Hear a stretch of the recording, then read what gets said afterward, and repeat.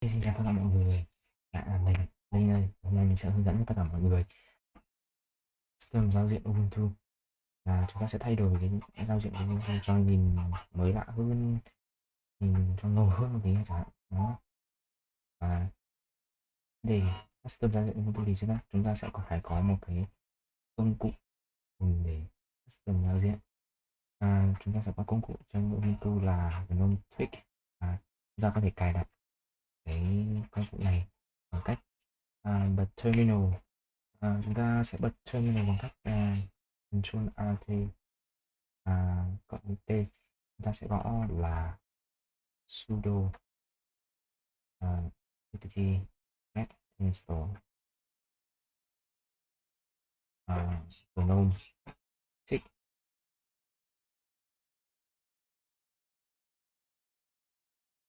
Ok, ở đây là mình đã cài Gnometweaks trước rồi nên là nó sẽ không cài lại nữa.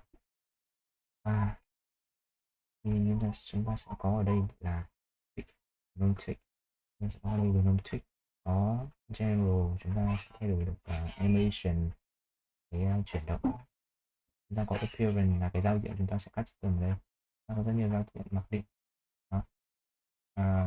White dark, Yaru, Yaru dark. Nó có extension ở đây, phone, keyboard, mouse, chuột đấy. Chúng ta có top bar, window title bar, thay đổi left right của cái icon này. Hôm nay chúng ta tập trung chính vào cái appearance. Thì bây giờ mình sẽ dẫn cho mọi người cách cài được cái order giao diện của Ubuntu. Chúng ta sẽ vào cái trang của Ubuntu là gnome-tweaks.org. Ok. Và đây là cái trang web mà chúng ta có thể tải và sử dụng cái giao diện của Ubuntu cho những lập trình viên trên thế giới họ làm ra.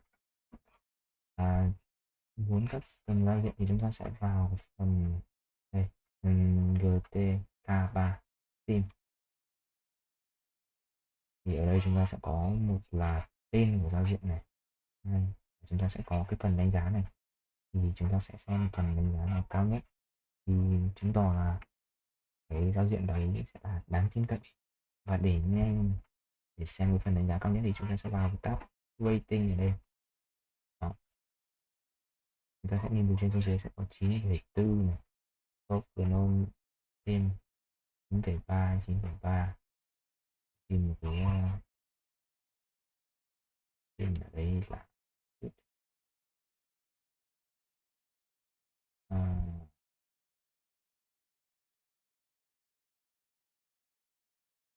trong phần này thì hệ thống sẽ tự sắp xếp việc cái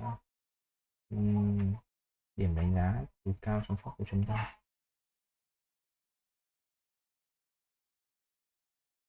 Ví dụ như mình sẽ chọn một cái giao diện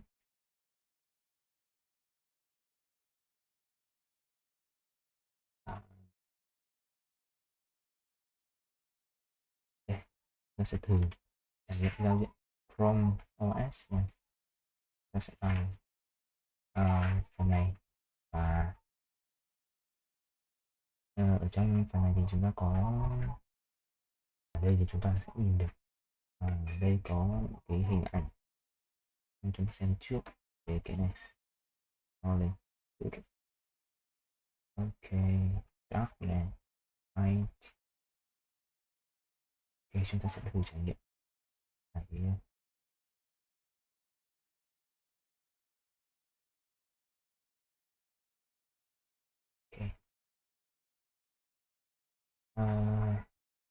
ta có thể kéo xuống đây để xem những cái bình luận và đánh giá của tất cả mọi người đã sử dụng cái giao diện này.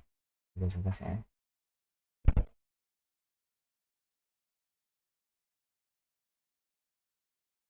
compact đi. Đấy. Download, save file, save file, download này. Ok. Và sau khi tải về thì chúng ta sẽ có một cái file from OS ở đây. Nó sẽ giải nén file. Nó sẽ có một cái folder themes của hệ thống. Bây giờ thì chúng ta tiếp theo chúng ta sẽ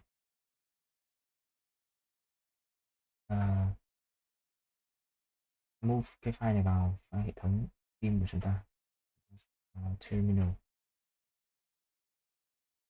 gõ cho mình lệnh sudo nautilus, và chúng ta sẽ mở explore bằng quyền quản trị viên vào other locations và computer. Chúng ta sẽ kéo xuống phần user, share và kéo đến themes.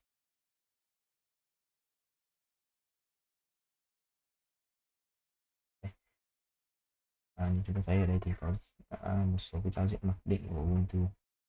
Chúng ta thấy ở đây Garu Dark, Garu Light. Bây giờ chúng ta sẽ kéo hai này vào hệ thống của chúng ta. Đó, tắt hệ thống và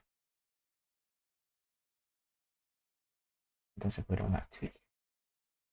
Sẽ khởi động lại tweak here. Sau khi khởi động lại thì chúng ta sẽ có vào phần appearance, chúng ta sẽ có themes ngay ở đây. Chúng ta cài Chrome OS. Và đây custom xong. Làm mới lại độc đáo. Ok, terminal, giao diện terminal mới.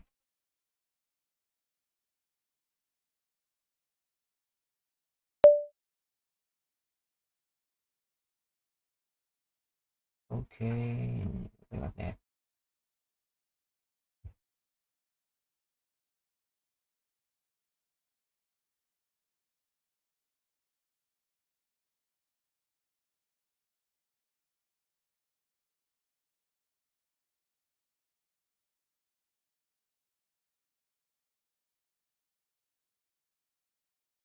Ok,